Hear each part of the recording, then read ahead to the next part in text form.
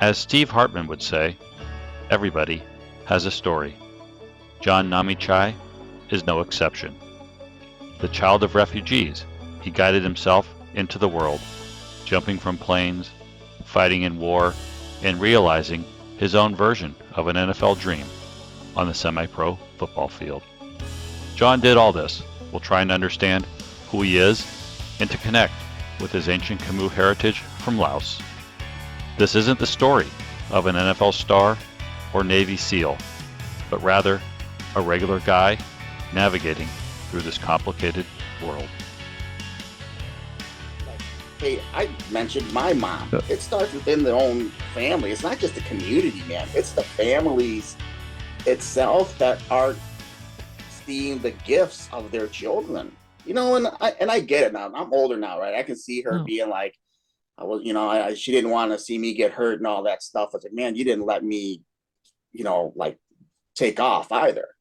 You're so, and then then there's the, saving face and all that stuff. It's like, well, everybody's kid's a doctor and you're a fucking bodybuilder, And it's just, Cool, but I feel like you hit the nail on the head. It's like, I feel like it was the whole concept of like oh, don't degrade the family name, right? And then like right. I think personally for myself, I looked at my stepdad and I was like, you're not my last name. Like mine died at the age of 26. Like my real father died at like he was 26 years old is what I think my sister told me. And I'm just like I'm 31. Like I already outlived him, and it's like, what is our legacy? What is going to be the next goal for us? So I feel like I feel like honestly, like like gosh, I don't want to sound egotistical, but I always felt like, man, my whole family was on a different, like we're a different mindset, different breed, because like like we're not thinking about the limitations that's going to hold us down. We're not thinking about like just because you're black or just because you're white, you're going to be better than me. I'm going to show you and I'm going to prove it to you this day and right now. So, but I feel like a lot of Laos people don't think like that because we're forced to be humbled, right? We're forced to be like, hey, just shut up and just keep your head low.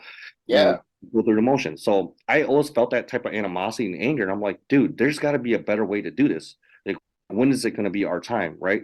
And like I used to rock the number 42 because I used to tell people, listen, man, I'm gonna be the Asian Jackie Robinson. You're gonna remember my number, my name till one day. So that was like the stigma why I always wanted to play semi-pro, because I knew when I talked to my coach, he goes, what number you want? I was like, I want Jackie Robinson's number. So when I said that to him, he knew what I meant, because my whole thing about 42 is like, man, like when I was in Afghanistan, I forgot to mention this, that they gave me number 42 for a run that we had to do. It's called a 4.2 mile run, and it was in honor of Pat Tillman, right? Because Pat Tillman wore 42. Okay, yeah.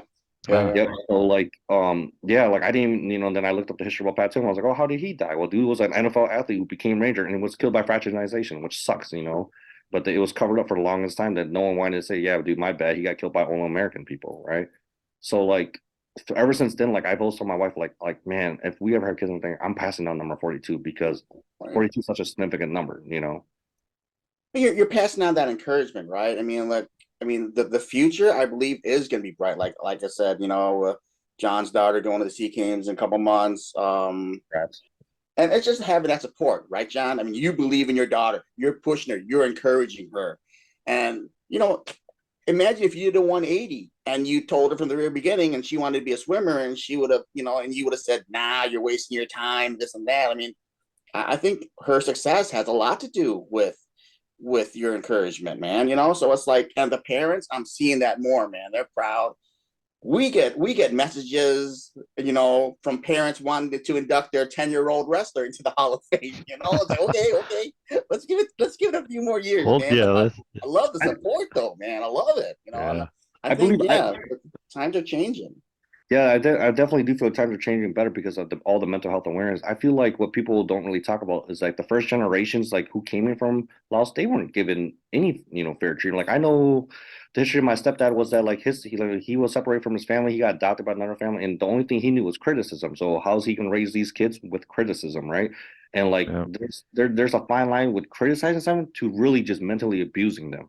But it's up to us as an individual to break that cycle, right? So it's like with me and my kids, man. What if my kids play sports? I'm cheering them on because I didn't get that, right?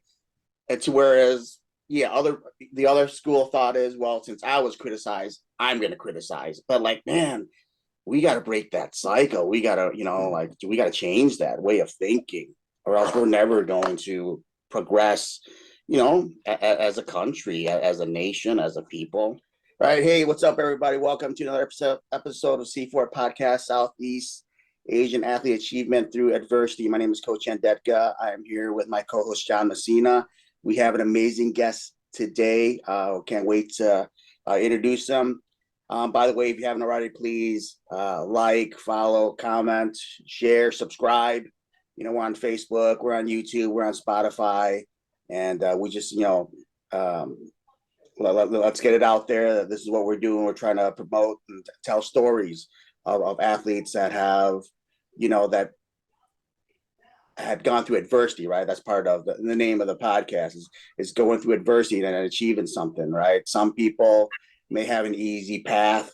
The best stories are the ones of the athletes and the individuals that have somewhat of a tougher path, right?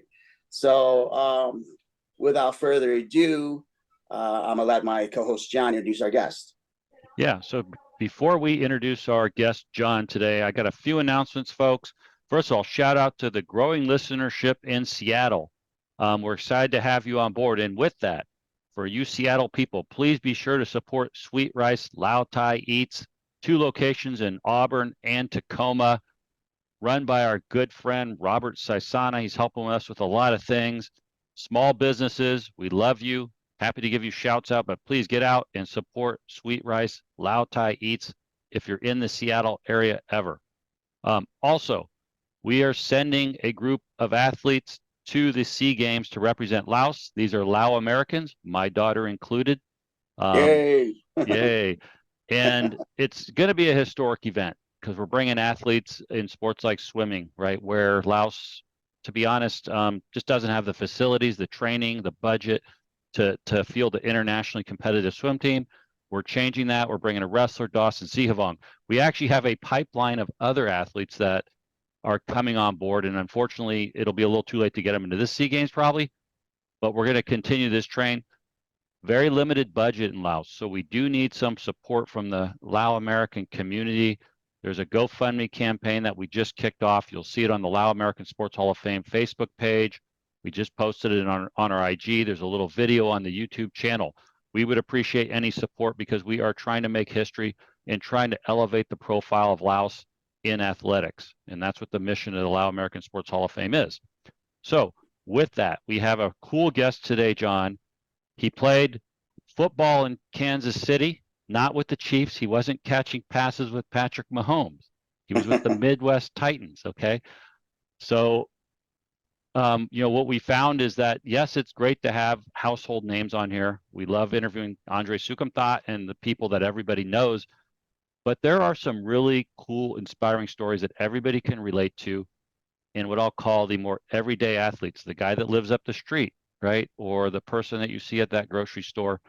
And that's what we have on today. He's a military veteran, served honorably in Afghanistan. He's going to tell us his interesting story about how he was able to become a semi-pro football player, not a traditional path of going to high school, graduating college after playing, and then doing it. Completely self-made athlete here. So with that, we're going to introduce John. John, tell us who you are and start at the beginning with your ancestry from Laos. Awesome. Well, thank you guys for having me. I mean, again, like I've been messaging you guys, it's been a pleasure just to speak with you guys and an honor to be a part of this elite group. So quick story, my father, came here from Laos with my mom and my 2 older sisters who were born from Thailand. The moment they came here, they were in Dallas, Texas, in some type of concentration camp from what my mom kind of told me, didn't really speak much about it.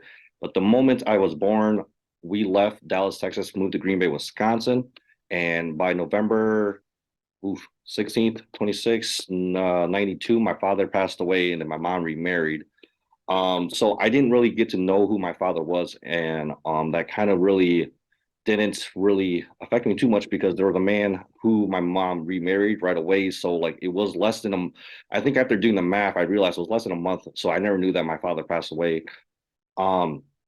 The background behind that is I found out that with my dad, some of my uncles all helped during the Vietnam War. I know Tron kind of spoke around this too about the Secret War of Laos. So I don't really know the whole timeline itself, but when they got here to America, it was one of those things where they just didn't know the language, but for them to make themselves a part of this community and create their own community in Wisconsin was something that I feel like I should really kind of just want to say like I'm proud of, because I grew up with my cousins a little bit. I'm full-blooded Khmu, and if a lot of people don't know what Khmu is, it's actually one of the indigenous languages to Laos. Now, Laos is something to me that I'd never had the chance to visit yet. I would love to go to Laos one day eventually, because my mom actually, before I got taken out to about my whole football career and all that fun stuff. My mom told me that I do have grandmas and grandpas and all that still live in Laos. Never met them, till this day. So hopefully that's gonna be something that my wife and I can eventually do. But that's just a kind of quick synopsis of like history of my father and kind of like a little bit of my background right there. What year was it that you guys came over? So So you that's said 1992 was when your dad passed? Yep, 92 is when my dad passed, and like I said, I don't really recall when we came to America. I just know like when I was born, that was kind of like the timeline. But I believe my sister, she's 4 years older than me, so I think they came probably about, I want to say 1986, probably around somewhere around there. Yeah. Okay, and you were born. Your sister was born in Thailand. You were born in the States. Yep. So my older brother Simon is actually the first American born, and then myself, John. So he was 1990, and I was 91. Yeah.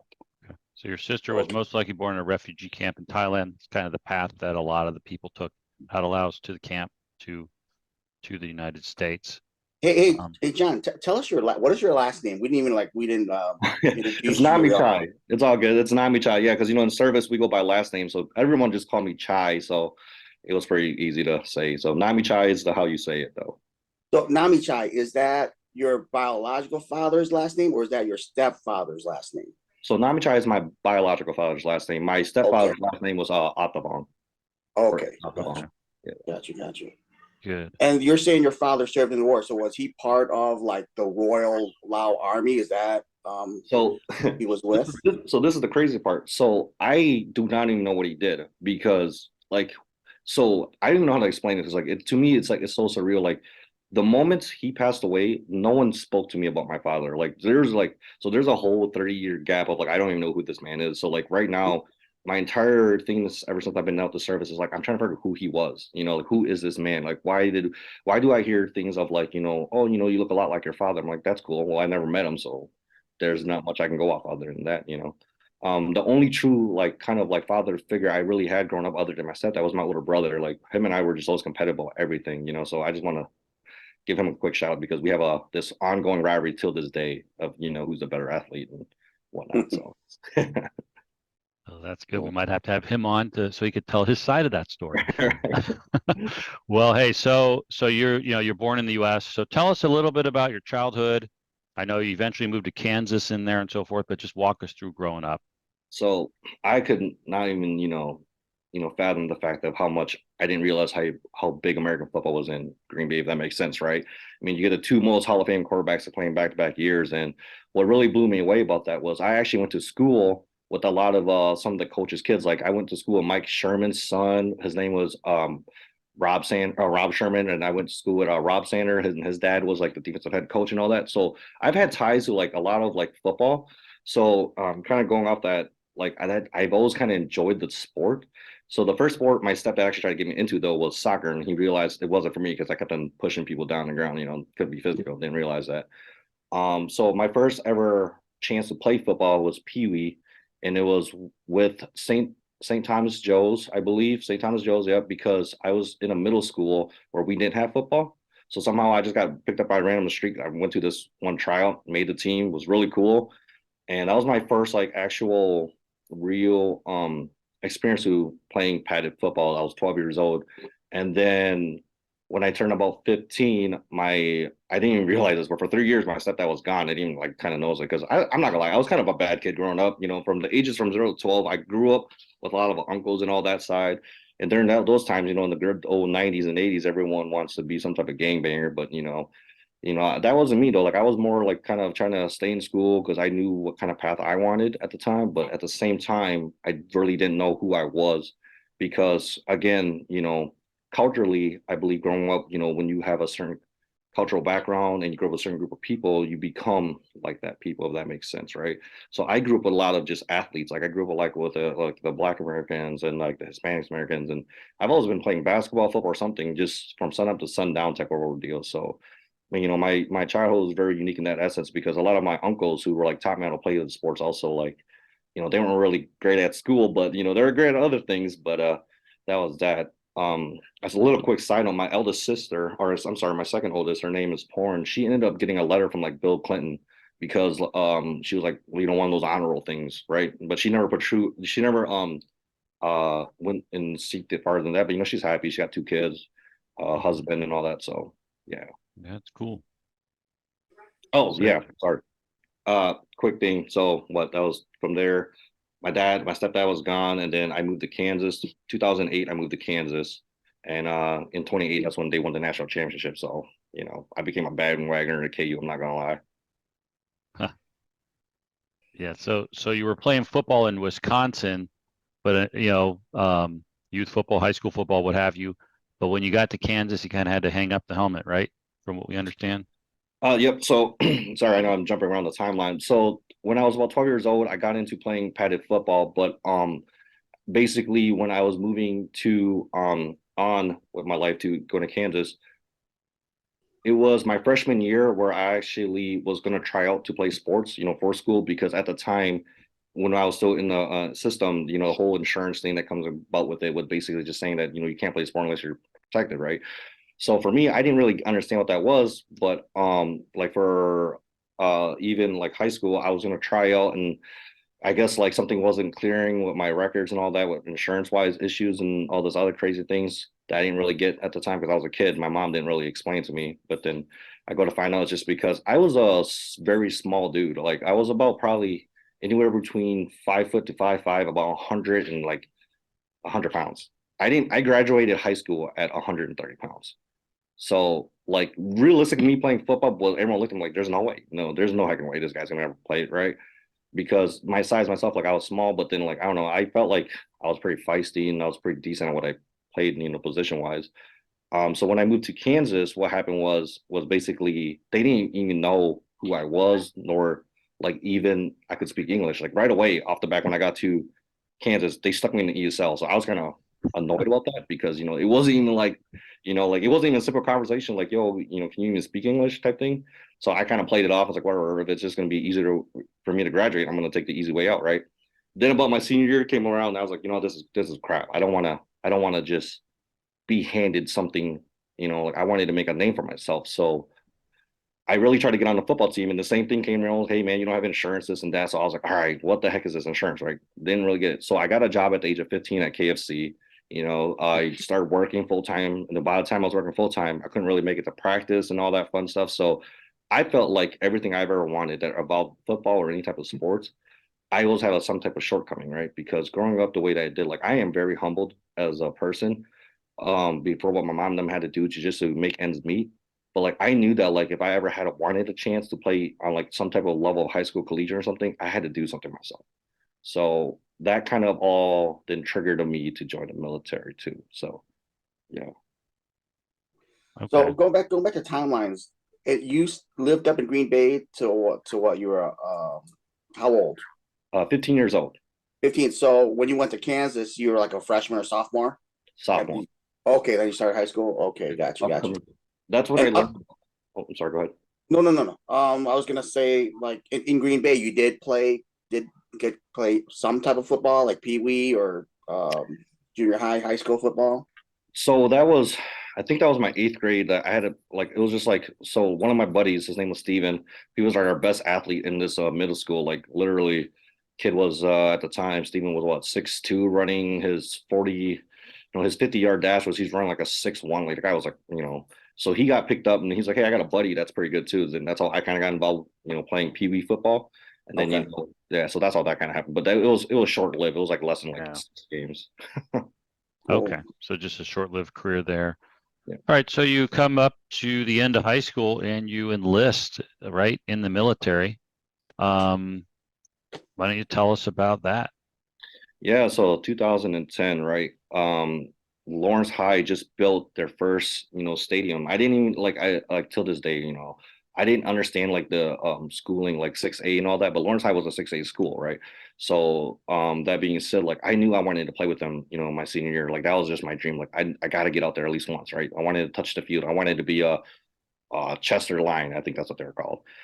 Didn't happen at all, because basically what happened was I was working so much at KFC that like I became a team lead, where basically I was doing some managerial work and all that and stuff, and I had like, you know, a good team. But then I focused all my time, like as much as I wanted to play a sport, I really couldn't. So what happened then, you know, I was like, this is not going to happen. I got to find another way out. Well, I don't have the grades to get, you know, any type of scholarship. So what's the next best thing? Join the military. So that's kind of that route kind of went. Man, shout out to Sergeant Danny Felter. He's the one guy that got me, and his mom. So basically, how it happened was I was going through some issues at school. I got in a fight. So you know, I got in a fight, and then my guidance counselor, she got me in touch with her son. He's the one that was like, hey man, why don't you just join the military type thing, right? And then again, like I kind of mentioned, you guys, senior year, I'm 130 pounds. My mom looked at me dead in my eyes and was just like, "You're not gonna make it. You know, you're not gonna make it. There's no way. You're way too small. You're too this and that." Like it was always just, you know, just I couldn't play basketball, I couldn't play football, I couldn't play this, and just all those no's really driven me. Like, you know what, I'm so sick of people telling me no, I can't do something. Let me just show you what I can do, right? So it's kind of one of those moments. And then I signed up, and you know, on my way to Fort Benning, Georgia. And here's a funny kicker: I forgot that my older brother was joining the National Guards. And like literally, when I was getting like in process of MEPS and all that fun stuff, and I got to Fort Benning, walking in, literally we walked past each other, and right when we walked past each other, you know, high five. Joe Sergeant stopped the line. They're like, looked at each other, like, then they looked at us. They're like, you know, everyone was confused. I was confused too. I was like, oh, I forgot that he was in. So that was that pretty cool moment. You know, he like I said, man, I've always competed with him. Like he was like, hey man, my next step from National Guards, I'm gonna join Airborne. I'm like, oh, okay, I'm going to too then, you know, type thing. And then no crap. BCT, AIT did 16 weeks there. And all of a sudden they came up to me like, hey, Nammychai, man, you know, you're 18 years old, you're scoring a 290 on your PT test. Basically at the time we were tested on push-ups, setups, and running. I was doing in 2 minutes, I was able to complete like 71 push-up, which gave me the score of a raw score of 100. I did about 80 sit-ups. I was a raw score of 100, and I was running a 13:30 2 mile time. So, you know, I myself, yeah. So like, I was like pretty pumped about that, and like, I didn't realize that I was the youngest guy in that group, also the only Asian person in that group. And then they were like, "Hey, by the way, like, just because you're scoring so high, do you want to try Airborne school?" I was like, "What's that?" You know, type thing. I'm like, do I add any more years to my contract? Like, no, I'm like, cool, I'll do it. And then they're like, do you want to do RAS? I was like, what's a RAS? They're like, well, it adds 2 years to your contract. And that's when I was like, I didn't want to add more time to my contract yet, you know, because it was 2010. I didn't know what I really wanted in life other than to play sports. That was all going through my head. So I turned on the RAS contract. And then, you know, I called up my brother, like, yo, did you make it Airborne? He's like, nope. And I was like, cool, I did. So peace out, you know, ended up in Alaska. So there was that. So before we keep going, for those that don't know what the Army Airborne Division is, maybe explain that. Yeah, sorry, I forgot. Yeah, so so I tell people the airborne is like it's their own unit. So basically it's kind of like a special unit and stuff, because you got your regular soldiers who, you know, ended up somewhere in the States. With the airborne unit, man, they're just ready to deploy at any time. They're a significant group where like, so it takes less than 1% to make it to the military. They were less than 1%. Is how the best way I can explain what an airborne unit really is. You know, I was with the 425th Airborne Unit, the 501st in J-Bar, Alaska, which kind of is really interesting because I don't believe the 425th exists anymore in Alaska. I think they got replaced. Kind of horrible. I don't really remember the history of that, so sorry about that. But yeah, so and then if anyone wants to make it to the next level other than Airborne, you would have to go Ranger. So it's kind of like I would tell them it's like a stepping stone, but it's like high, you know, valedictorian status type thing. Okay, so it's kind of the next step before you get to the Army Ranger, which is the Elite Special Forces. And you guys go ahead, go. Real quick, Airborne, you're jumping out of planes, right? That's what the first thing that comes in my mind when I'm saying Airborne. Pretty much, yep. Yeah. So tell us about that. Tell us about the first time, because I've always I've always wanted to skydive, but I never, but I don't. Okay, yeah, I do, but I don't. But it's like, so tell us about that jump, the first time you jumped out of an airplane. I think our listeners would like, you know, like how many of our listeners jump out of airplanes or skydive, right? So tell us about that experience, and like, did you have any fear? Was that exciting? How was it? Yeah. So, gosh, I guess I've always been like an adrenaline junkie because I didn't really think much of it. No, like I remember how it happened was basically you have to, so basically to qualify to graduate airborne, so you have to do 5 successful jumps, right? So basically you're supposed to do 2 in the morning, 2 at night, and I think 1 full battle rattle. And basically, excuse me, what happened was uh man, how do I describe that feeling? It's just so exhilarating. It's just like the moment there's a 2 second free fall feeling, and after the free fall feeling, it's all tandem. So like we're connected to the plane. So the moment you jump out, your chute pulls right away. So it's kind of because the whole thing about airborne was we're supposed to be a special unit. If we can't make our ground unit get to where we need to be, you're going to jump in, right? And you're going to jump in quick. You're going to jump in fast, and you want to jump in less than 10 seconds, right? But my very first jump, I can be 100% honest and say I pulled my reserve. I pulled my reserve because there's one thing they tell you that what happens when you hit the plane. The moment you come out the plane, all this knots is pushing you, right? So if the plane's flying this way, you're flying out here. They tell you do not turn quick because the moment you turn quick, you're going to smack the side of the plane, knock yourself out. The moment I jumped, I didn't realize, but one of my arm was shifted up and one was flat. And what happens the moment I jumped, it pushed me and it spun me. So when it spun me, it's called a cigarette roll. If you don't feel your chute pull in the first 3 seconds, they say you're probably going to go end up crashing and burning because they say two, right? So let me kind of backtrack. They say 2 morning jumps, 2 night jumps. A lot of people will tell you all their jumps were night jumps, and no one got what they meant. What they were saying is that everyone would jump with their eyes closed, right? And you're just counting 1 Mississippi, 2 Mississippi, waiting for your chute to pull. The moment I jumped, when I smacked that plane, I just remember that I spun. I didn't feel nothing pull, so I was afraid like I'm about to die off my first jump, right? So the moment I pulled my reserve, I just remember my buddy, hey, what are you doing? My reserve goes up, it smacks him, we collide each other, we both come crashing down. It was a bad, Oh bad. my gosh. Yeah, I almost got kicked out. So, that was my first jump. But ever since then, I was like, I'm not scared no more. Oh wow, pretty cool. That's cool. Good story. Wow. Yeah, that's pretty cool. So anyway, you get through the Army Airborne training and all that, and then you get deployed, right? So Right let's away. jump Yep. into that.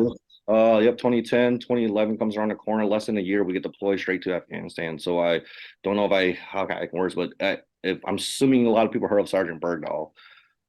His team leader, squad leader was actually my platoon sergeant. So shout out to all that craziness. But yeah, so the unit I was with the Fire First. Like I said, I know when I message you guys kind of see something that says Romeo. That's actually my call sign. It's Tomahawk 16 Romeo was my call sign because my career in the military wasn't a normal career. Most people, when they come in as a private, your thing is you get assigned to a platoon, then you have a squad leader, a team leader, right, and all that fun stuff. I actually my first actual memory of being in active duty was I became an RTO less than a week. And RTO, what the acronym stands for is a radio telephone operator. So my entire career in active duty was I actually was in charge of communications, like between my leadership and our platoon to the talk or brigade and all that fun stuff. So like I really went in with 2 MOSs right off the back, not just 11 Bravo 1 Papa, which is an airborne infantryman. I was also doing 25 Quebec work, which is like communications. So I don't know why they thought I was good at it, but for some reason they gave me the radio. I just knew how to plug it in, and we were just moving forward with that. So I ended up in Afghanistan as an acting RTO. Sergeant Carrender was supposed to be Tomahawk. Man, I don't know if I'm giving any OPSEC honestly, but um Sergeant Carrender was supposed to be a Tomahawk 6 Romeo, but then some incidents have happened during when we were out there in Afghanistan where they were like, you know what, just let Nammychai do. Nammychai's doing a pretty good job anyway. So man, I'm telling you guys, like I don't even know how to explain like what my career was because it was not your typical like soldier's career. I learned how to do TACSAT. TACSAT was basically a tactical satellite where I learned to shoot an azimuth to the satellite, and I had this little cool little gadget where I can talk to the talk if anything went down. So I think my proudest moment about all that is just that literally if communication went down, like and if we died, that was on my shoulder. So I think that responsibility really elevated me at a very young age because we deployed on December 5th of 2011. No reason why I can memorize that date. It was my birthday.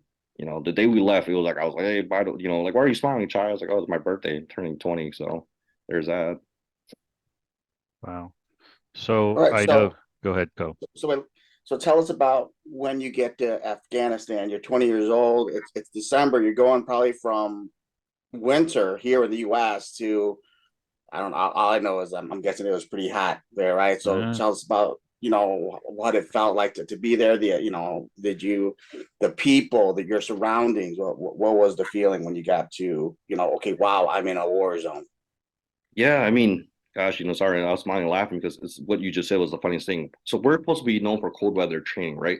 Like deploys during the wintertime, because we're training in the middle of Alaska, just doing climbing mountains, all this fun stuff, right? But when they deploy, so you deploy us during the hottest summer. So like we were, first like 2 months, like, okay, we gotta acclimate ourselves because this is not cool. Because the unit that we were replacing, they were from Texas. So we're like, yeah, like we served during the wintertime. I'm like, well, that doesn't make any sense, but hey, whatever. I'm tough, right? So that was my kind of first like couple of experiences with just that. And what I can say is that that's where man, I met the coolest like superhero, Asian superhero I ever thought, right? Because his name was Sergeant Van Cooth, or I'm sorry, Master Sergeant Van Cooth. This dude was Ranger tab, Airborne tabbed, and like just like a specimen. Like I was so like just in awe of who he was as a person. I was like, dude, like what first of all, my first couple questions like, what does it feel like to be, a Ranger, Airborne tab, person of color? And like, what does it feel being Laos, like because he approached me, um, because saw me eating by myself and like I thought I was like at the wrong table type thing.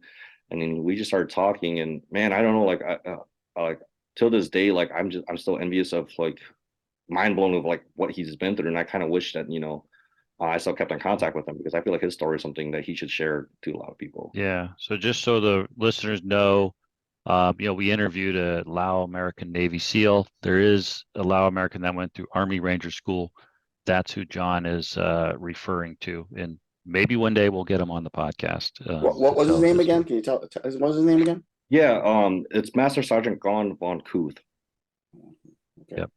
Yeah, well, So anyway, Johnny, I know when you were there in Afghanistan, you were kind of involved in a bit of a firefight, right? You had sent us the videos and a lot of action, of course, going on there. We're glad you're okay, but if you're okay with it, tell us a little bit about that and the impact it had on you.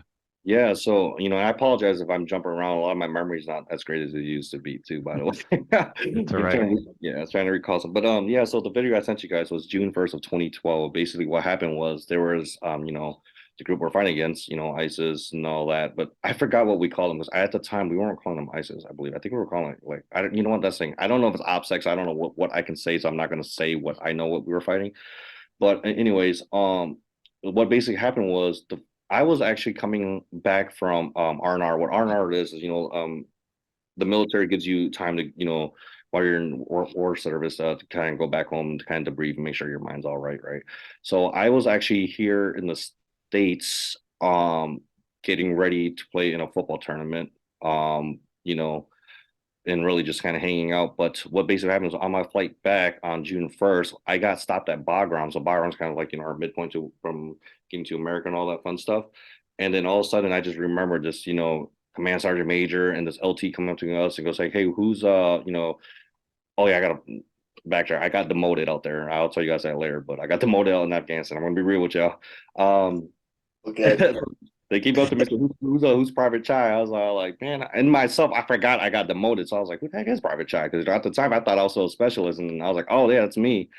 And then they came and grabbed me like, hey, just gonna give you a heads up. The FTF got, the fob sling got attacked. We're gonna, go ahead and just fly out of here. I'm like, oh, yeah, I was just all stunned. So some of the acronyms I threw out there. So FTF. So my platoon also got picked as to represent our brigade as a focused task force. So we were out there at a fob. So I don't know. A lot of times when you hear people talk about service, they'll talk about being at a cop or something like that.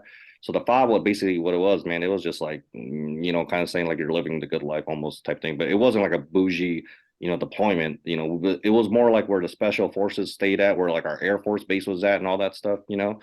I think I can talk about now because it's been taken over a long time ago since we're not back in Afghanistan, but yeah, we flew back and man, I don't even know how to explain it. It just looked like something in a movie. We just were about to land, everything was just gone. Like it just looked like what it looked like a bomb detonated and everything was destroyed. I just remember going to my platoon and my LT coming up to me is like, hey man, code name Hedge is down. I'm like, and I was like bummed out. Hedge was a buddy of mine, and we connected because Hedge was from Wisconsin, and we met during service. But basically, just a quick story about him. He got his legs shot out by some AK rounds and whatnot. You know, he's still alive and kicking it. But the craziest thing about this guy, man, anytime we talked about mission, he loved music, can do anything with his hands, play any instrument, right? He looked at us and said, if I ever get shot, please let them shoot my legs. And, you know, whatever you believe in, it happened. He got shot in the legs, and, you know, the guy ended up retiring a lot sooner than he wanted to. But yeah, that's some of my experiences out there. I've been shot by sniper fire, RPGs. I've been, you know, done a lot of clicks. We've done a lot of driving missions. Yeah, like I remember my platoon sergeant giving me a M14 carbine too, and basically what that was just a sniper rifle, right? And they wanted me, because I did what I kind of talked about, being the radio guy, and I was part of the antenna farm. It was me, the FO, the ground force commander. They wanted someone that can do Overwatch, so they gave me a sniper. So that was pretty cool. That was like one of my favorite experiences, honestly. So yeah. Yeah. Well, tell us about, okay, go back to the being demoted part.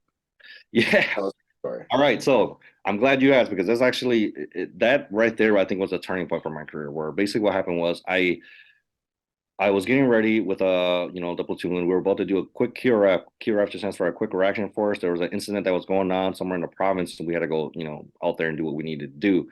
So basically, we were out there for 72 hours straight, no sleep, no nothing. Right? I've been up and about, just doing whatever I can do to make sure, you know, we come back alive. Get back to base. My platoon sergeant and some other leadership out there decided, you know, like, hey, let's put this guy in a tower. Maybe he can do a 24-hour watch after being up for 72 hours, you know. Me not being great with numbers, knowing that, like, yo, look, I haven't slept for 3 days either, and you're gonna stick me in this tower, I'm probably gonna not be up the entire time, just a FYI type thing, right? So basically what happened was we come back to Fob Salerno, and I have to go check in at this talk and basically tell them, like, hey, I'm here to come help you guys guard, you know, our fob. And basically what happened was the people running the show, they were all National Guard service members. Now, you know, I have respect for everyone in every service you do, but the reason I'm bluntly saying they're from the National Guard is they asked me, right, at the time, especially in Nammychai, they asked me, hey, do you know how to use a M240 car or M240? I was like, is it the Bravo or the Lima? So basically, it's, do I know how to use this machine gun? I'm like, okay. I felt like that was disrespectful, because, like, yeah, I'm an infantry guy. How would I not, right? That was my ego talking. And then they're like, well, can you just show us? I was like, okay. So I cleared the weapon and all that fun stuff, showed them I knew what I was doing. And the moment I looked down their sight, the M45 sight, I was like, you know, your sight's backwards, right? Like, what are you talking about? Because anytime you look through a scope, small things are supposed to look bigger, right? But I looked through it, everything looked smaller. I was like, your sight is backwards. They go, well, no, it's fine. We used it, and we you know, we zeroed in at the range. I'm like, you zeroed in your sight backwards? So then the dude thought I was being snobby about it, and he's like, well, whatever. So he takes off the sight, flips it around, and goes, there, you're good. So then that really upset me. I was like, dude, listen, man, like, I'm not trying to be, you know, a D-bag, but, like, I just got back from a 72-hour op. You're gonna stick me in this tower. If we get attacked, what am I supposed to shoot with? Like, just tell me that. Oh, you know, if we get attacked, just spray and pray, right? That's what he kind of told me. So that really kind of, like, lit a fire on me. I was like, because I was just like, okay, dude, whatever. So basically, I was at the this tower. The tower I was protecting was a 24-hour surveillance, 24/7 surveillance airfield, where literally there was, like, blimps and everything on. So basically, if where I would get attacked at, they would get the whole Air Force at them. So, like, in my brain, I'm like, why do you need me in this tower, right? So that's what I was kind of going in my head. So what I did was, gosh, I'm about to out myself, but what I did was I looked at, because they put you in a counterpart with one of the A&A, with one of the Afghan soldiers. I looked at the Afghan guy. I was like, can you speak English? He goes, yeah. So what I asked them to do for me got me demoted. I asked, I was like, listen, man, I haven't slept for almost 4 days. Can you, when they call this radio, can you just say, yeah, we're here? He said, yeah, good, buddy, good. I passed out. I woke up with a boot in my chest, and I was like, that dude. I was like, oh my goodness, it was a mess. It was a hot mess. So that's how I got demoted. Well, that Nice. happened. Well, yeah. Before we move back to your civilian life, or anything else about your service you'd want to mention, or? I do. Even though I had that one bad incident, you know, one bad incident doesn't define who you are, because I do care about my soldiers. I do care about everything that was going on in that moment. But it was just, I want to clarify that, like, that story is so significant, and I wanted to share it because, like, man, like I just felt like they didn't care about me because I'm not asking them to not, put me in a tower. I'm asking you, like, understand where I'm coming from. I just came back from a 3 day mission, literally no eat, no sleeping, not like lack of everything. Like, I get it, you're supposed to be tough, but it's like, dude, there's only so much your human body can do.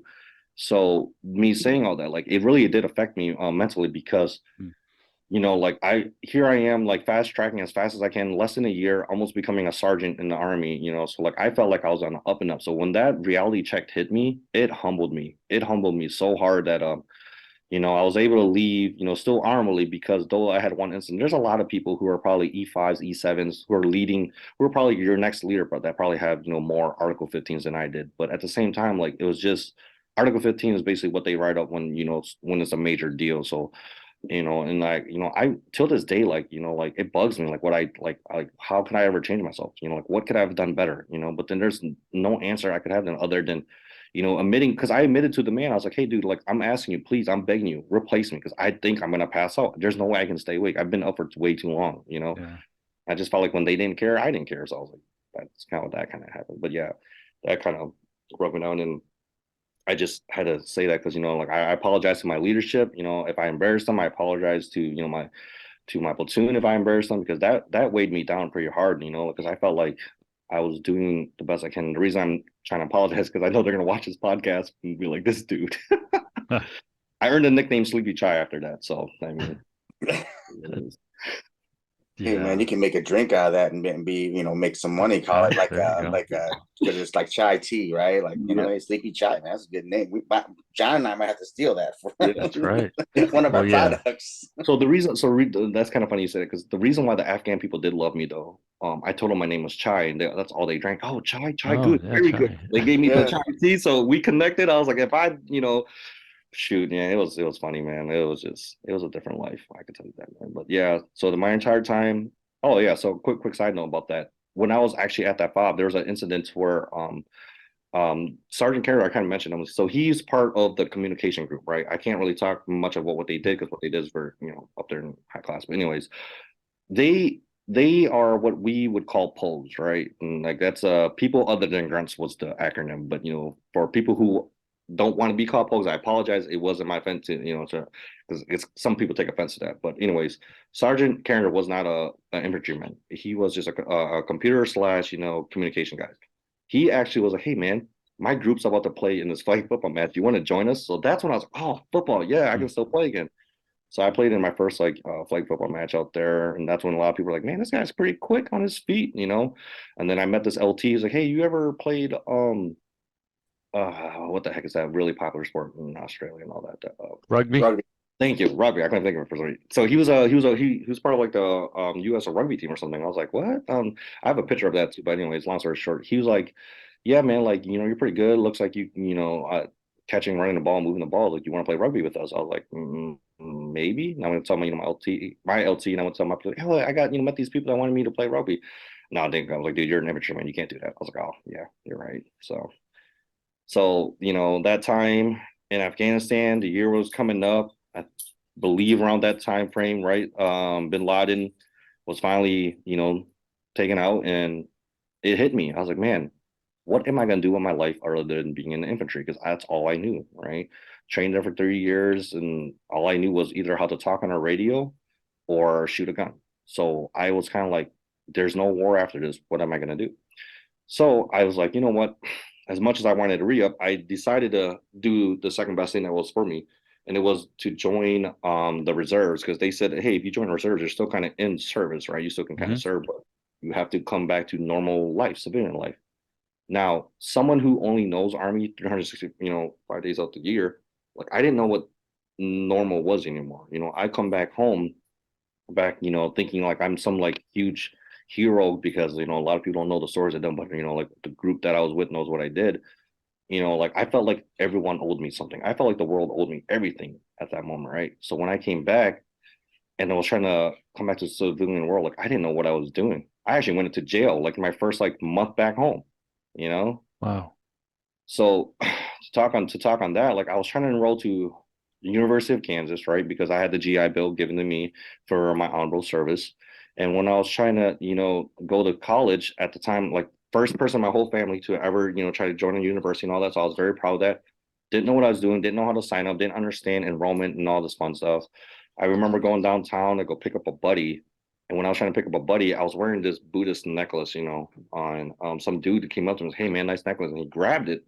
When he grabbed it, I grabbed his arm, and I got knocked down. And when I got knocked down, I got a bunch of feet kicking me. That's all I can kind of, remember. And then I just remember seeing a dude running who took my pendant of this Buddha pendant I had.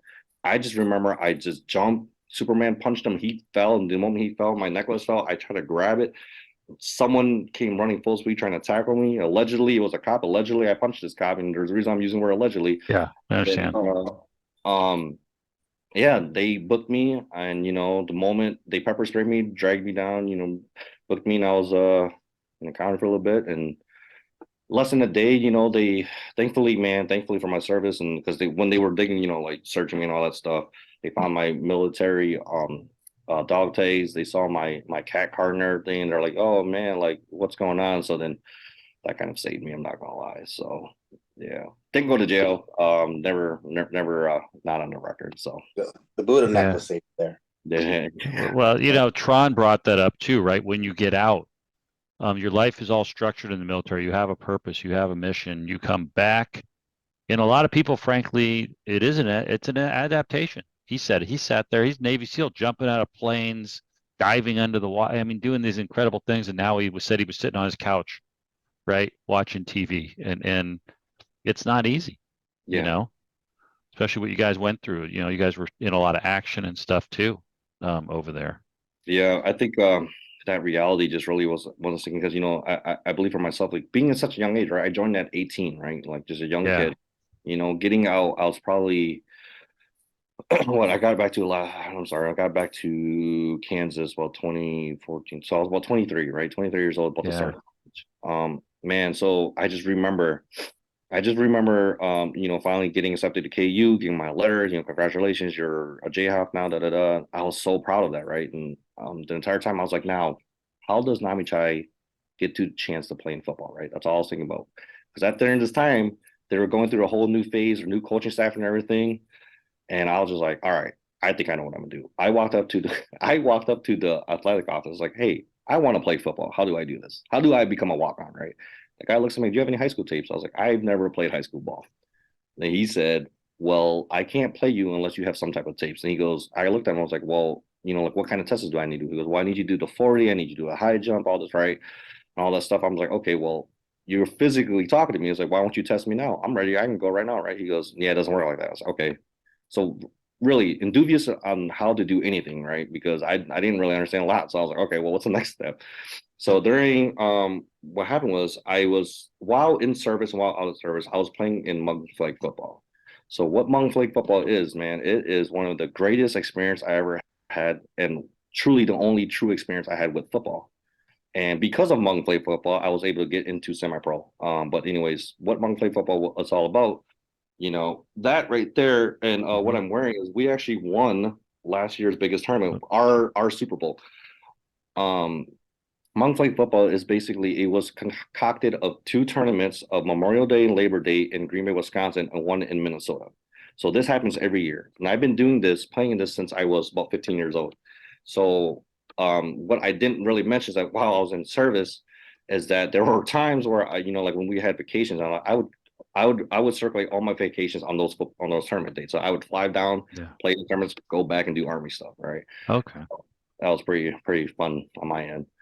So just to clarify, so your walk-on attempt at KU was didn't work out, right? So you're back to kind of playing a little bit of Hmong flag football, right? Yeah. Is what happened. Okay. Yeah. We want to get into the Hmong flag football thing. But let's first jump to to be honest, the semi-pro guys, right?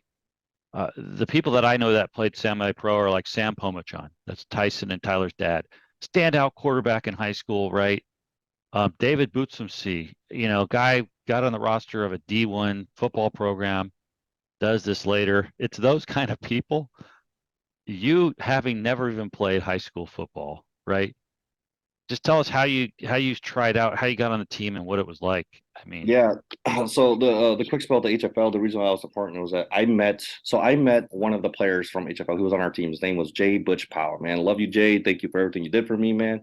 But Jay just saw me as like, man, like, dude, you can kind of ball, like, for the typical thing Asian people was like, hey man, you can ball for an Asian dude. And I was like, and I looked at him, I was like, man, I can ball more than just being an Asian dude. Like that's that stigma really kind of rolled with me. But he didn't say it in a mean demeanor. And he was just saying like, no, like you're pretty good. Because I played with Jay Butch Powell. I forgot what college he played with, but they have their fraternity that they always do with the dog fraternity. Man, I feel so bad. I can't remember the name of it. Um, but like I played with Derek, we call him Derek OU Bradley Jr. He actually played against Tim Tebow and them during Florida Super Bowl and all that. So, I'm sorry, NCAA championship. So yeah, like you said, there was some like high talent out there, and yeah, like I'm talking about, like I play with a lot of OU, the Oklahoma players and all that, and it was just a weird thing. They were like, "Hey man, what's your experience?" I was like, "I played monkey flag football," and they're like, "What's that?" So that was kind of my thing, but like it was cool, man. They treated me like how anyone else was. A rookie comes in, like, hey man, let's see what he kind of got. My first ever successful thing I did on the field was on a attempted punt. They had me, playing special teams on the D line. I just somehow looked at the first time they punted, I heard the punter call the ball on set, and I saw the ball move. So I was like, okay, he's probably gonna try to do that again the next fourth down. So when the coach put me back in, he did it, and I was right. I shot the gap perfectly. And the moment he was about to punt the ball, I jumped, right, because I never played tackle.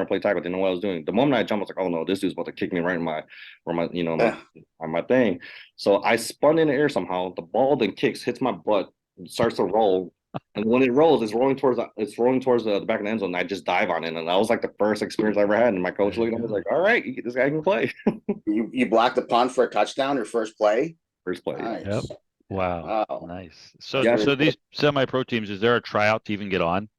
yeah. There was a tryout, but I think at the time Kansas was going through this whole ordeal where it was the Midwest Titans and the KC Bulldogs, and the KC Bulldogs are pretty well known in for the semi-pro because they won multiple championships. But yeah, I guess Butcher was trying to recruit people because I think he was trying to recruit me because he was retiring or he was going to Uh, Vegas. So that's how we kind of connected. yeah. But yeah, I mean, it was pretty cool because like you kind of mentioned, like I think during my time frame, when I was 2015, 16, around there sometime, we played against the Oklahoma Thunders. And I guess they said like, hey, this, some cat on that team's like, oh, he just got cut from the Browns practice squad. I'm like, what's that supposed to mean, right? Dude goes and runs 80. He scores, I think, about 10 touchdowns by himself. I'm like, oh, that's what they meant by that. Yeah, that's the crazy thing about that. You got, yeah, just shy of the NFL to guys like you right on the field together. Yeah. Makes Yeah. for a good time.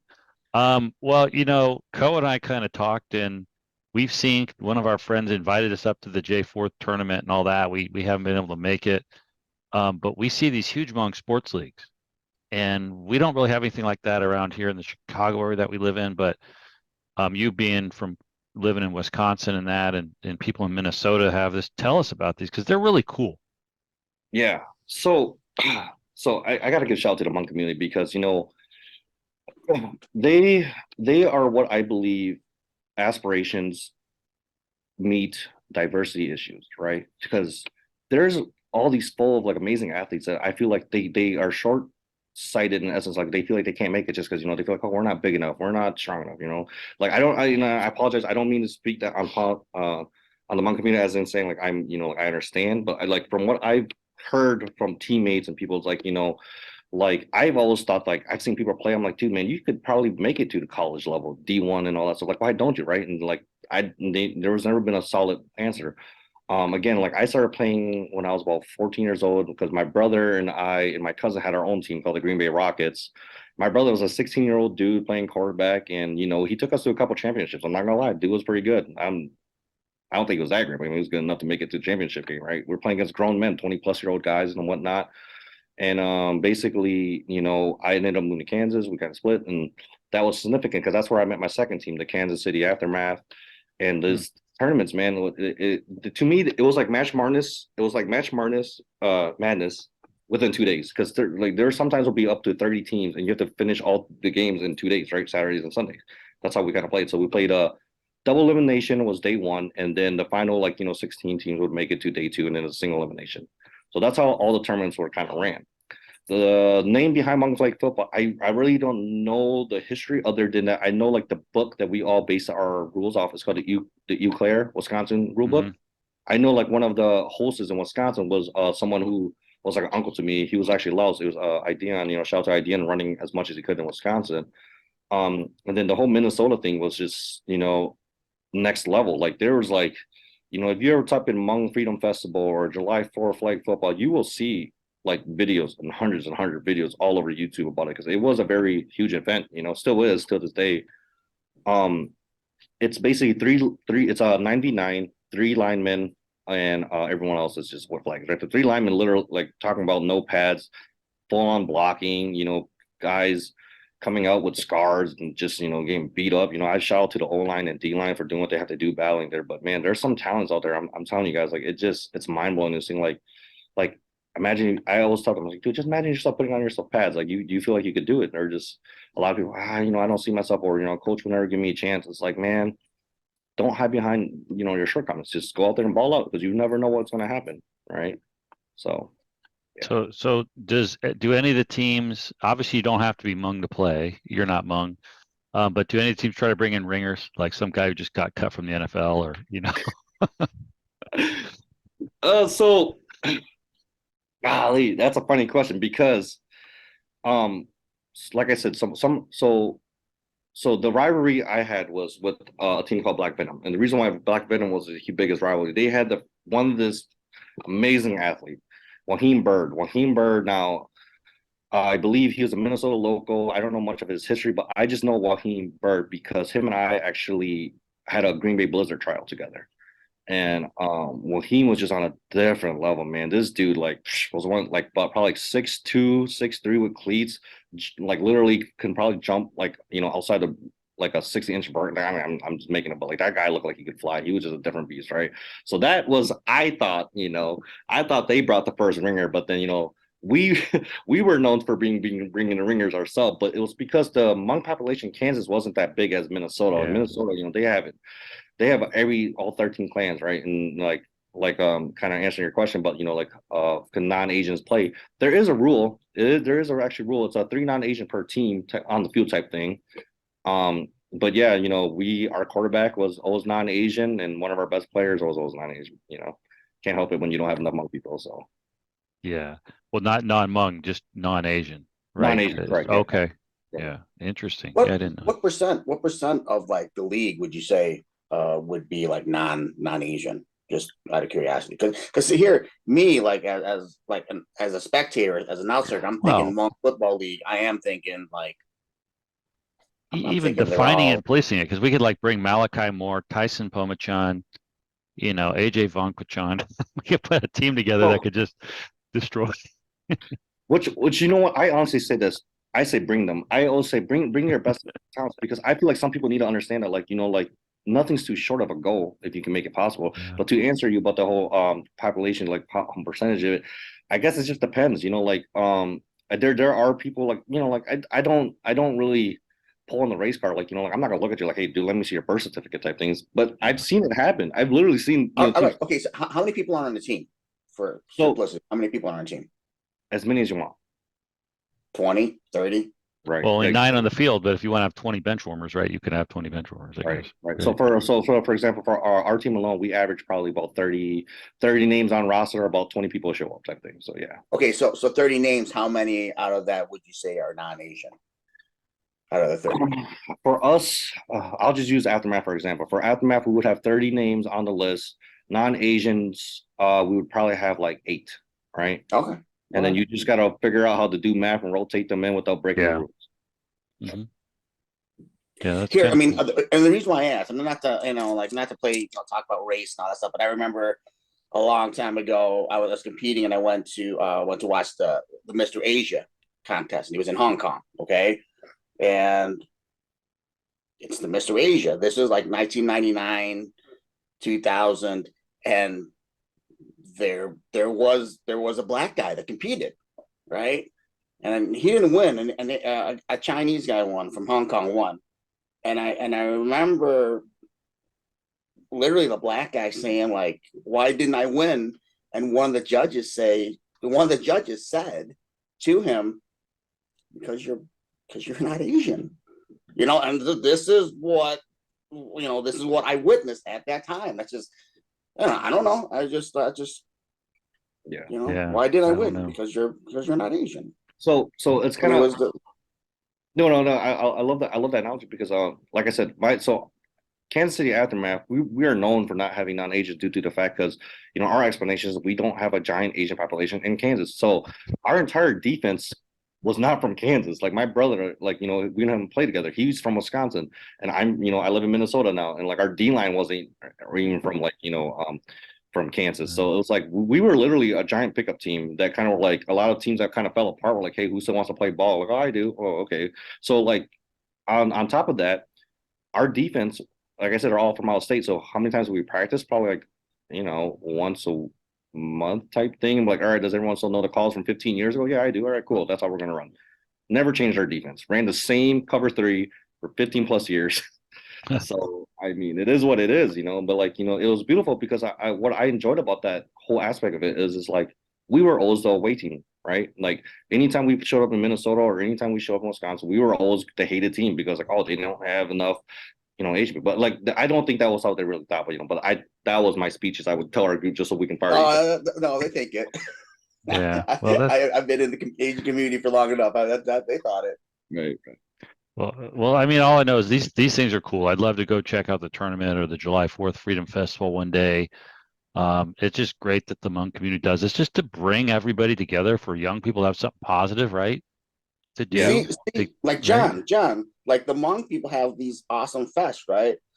Well, a lot of people have Sabaidi Fest. Well, You that's all right. That's know, a start, right? So, we'll organize it, Co. That's all I could say, right? So there's Uh, honestly, something, yeah. Cole, I think I've said this to you because I thought you were the chat I was talking, but I honestly believe that representation truly should start mattering more, and I feel like it is for the Laos community because the Hmong community, right? They'd always state that they didn't have a country and all that stuff, but like they're so intergrained inside Minnesota, like it's unbelievable. They have a place here called Hmong Village. They have like a place here, Mhm. Hmong Freedom Festivals. Like I said, the 13 clans. Like I know more about Hmong history just because it's so invested into this Yeah. that I know about my own history, right? So then that's when I realized, like, it's like they have a chip on their shoulder, and that's why they are as united as they are. And I think it's great. I do I too. lived I agree. I lived up in Wisconsin, and man, when I went to the gym, I had more interaction with the Hmong bodybuilders than I did with the Lao. There weren't even that many Lao bodybuilders when I was up there.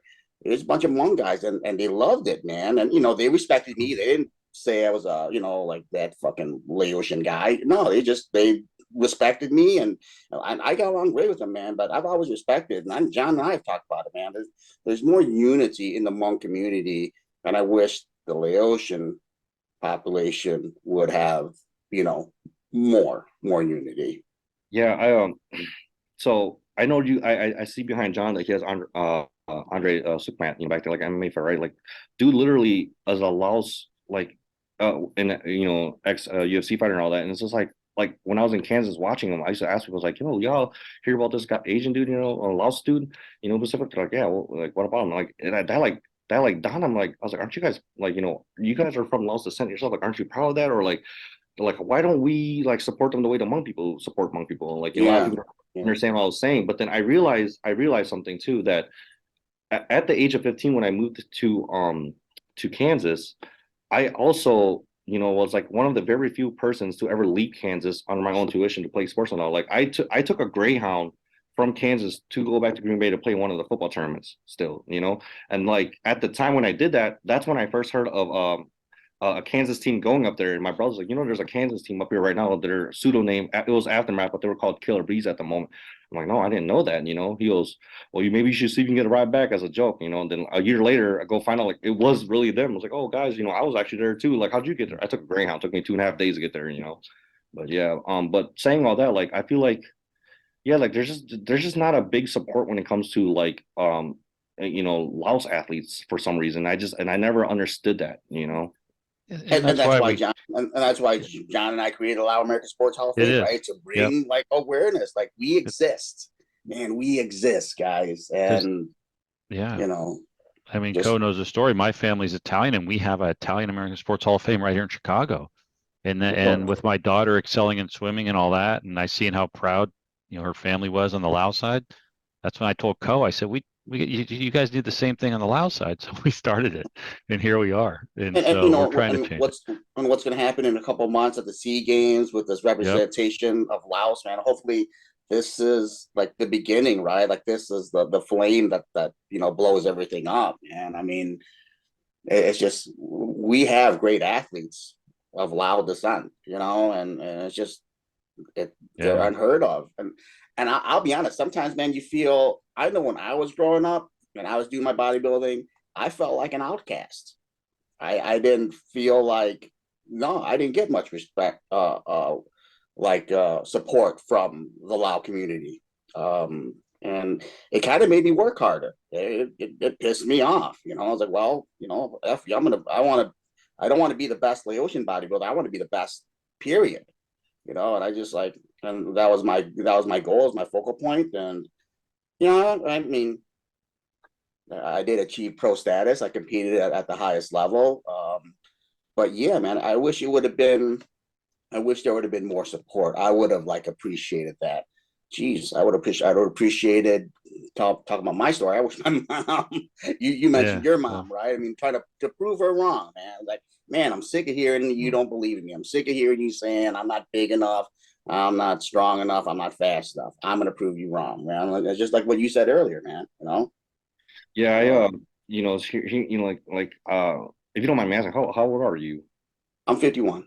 So like that, right? Like I'm 31, 20 years of a difference, but it's like I never knew that people around, your age group like thought like that because like I never understood because like when my stepdad, so what I realized that when my stepdad moved to Kansas, it's because he was going back to his community of people because, again, like I said, I'm Khmu, so my whole family in Wisconsin was Khmu and whatnot. But my dad, Mhm. he was friend of the family type stuff too. But like when he moved down to Kansas, he actually literally said, like, "Oh, I'm moving because one of my buddies helped me with this." I love my stepdad because he left for 3 years, got, did really well in his occupation, get us a home to go live in down there, move his mhm. family down to there. I'm a sibling of eight, so I have these, Wow. Okay. yeah. So I should have mentioned it, but my three eldest siblings stayed in Wisconsin, and then I left with the younger group. So I had to grow up really quick. I had to be So you're something. number four. I'm So the last one of my real dad. Yeah. so you're the oldest of the younger group. You're the leader of the younger group, huh? Okay. Okay. Yeah. Yep. Man, like, so when that had happened, like when I moved down there, like I met this guy named Juju, Laos dude, who took care of me right off the back, man. He just like, hey man, welcome to Kansas. I'll show you around type thing. And he was a man, I love him to death to this day. He did so much for me.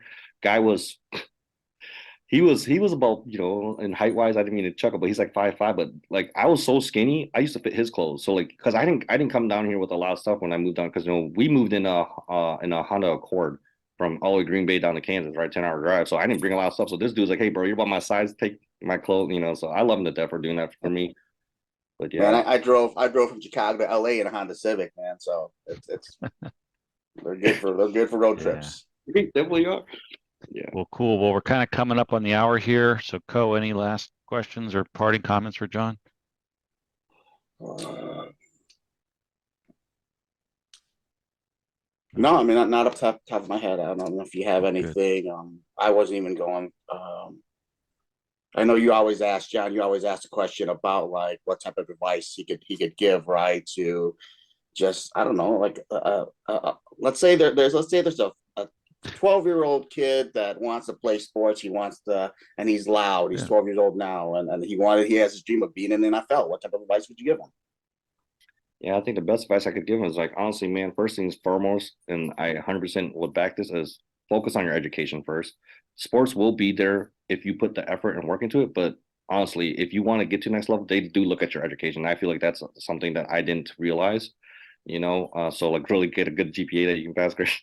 But no, I'll also like, man, just work hard because like there are gonna be those naysayers in the gym that are gonna look at you for what you are, and that's what it is, man. You're an Asian American. They're gonna doubt you, but like, just humbly accept that what you are and just get ready for the next adventure because in all reality you gotta start in the lab, and the lab's always going to be where you put the work in, so your gym, and then just honestly be ready mentally.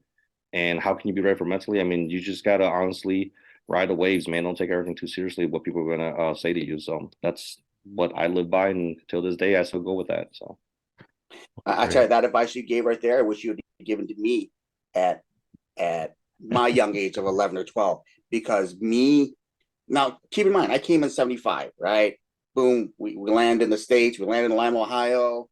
And right as we walk out the door, F you, get the fuck out of here, fucking, chink, gook, slant eye, yellowbird, whatever, right? And it's just, you don't fucking belong here. Get the fuck out of our country, right? So I was 4. I was 4 years old. So it was kind of like hard to not take it personally, right? And it just like, but yeah, I wished I would not have been so angry. Now, if I could give myself, my 12-year-old self, some advice, I would say that, man. Like, just like you said, don't take it to heart. Definitely don't let that anger build up inside, right? Because that was my, I don't know if you know about my story, but there was success, but there was also destruction, and I didn't explode, I imploded, right? Everything, I just destructed from within. So yeah, I love it. Yeah, that's great advice, man. I mean, easier said than done, though. yeah, Easier said than done. Right. All right. Well, great. That's a great interview. Speaking of Co's story, if you want to hear it, go on to Projector. That's Projector with a K, and you can rent his movie Fallen Star: Rising Sun and check it out. We encourage you all to do that.